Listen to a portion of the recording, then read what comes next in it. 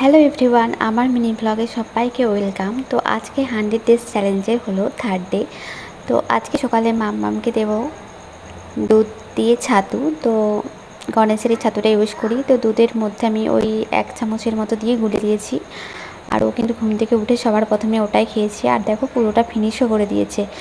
আর তারপর মাম্মার জন্য একটু খিচুড়ি করেছিলাম। তো খিচুড়িটা এদিকে হয়ে গেছে। আর দেখো সকাল থেকে বৃষ্টি শুরু হয়েছে। আর তারপরে দেখো আমি স্নানও করে নিয়েছি। আর অনেকগুলো জামা ছিল কাচার, তো সেগুলো কেচে নিয়েছি সব হাতেই। আর এখন মিলে দিচ্ছি।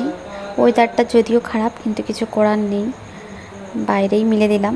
আর দিনটা ছিল বৃহস্পতিবার, তাই এখানে একটু সয়াবিন পটল আলু তরকারি করছিলাম। আর রান্নাটা করতে করতেই কিন্তু আমি চিয়া সিডের জলটা খেয়ে নিচ্ছিলাম। আর এদিকে দেখো আমার রান্না হয়ে গেছে। আর এখন এই ওভেনটাও পরিষ্কার করে নিয়েছি। সব চুটকি মেরেই কিন্তু আজকে আমি সব পরিষ্কার করে নিয়েছি। আর এদিকে মামের খাবারটা বেড়েও নিয়েছি, তাকে খাইয়ে দিলাম। আর দেখো সেই পাকে আর তারই মধ্যে যে কখন বৃষ্টি চলে এসেছে বুঝতেই পারিনি, সমস্ত জামা ভিজে গেছে।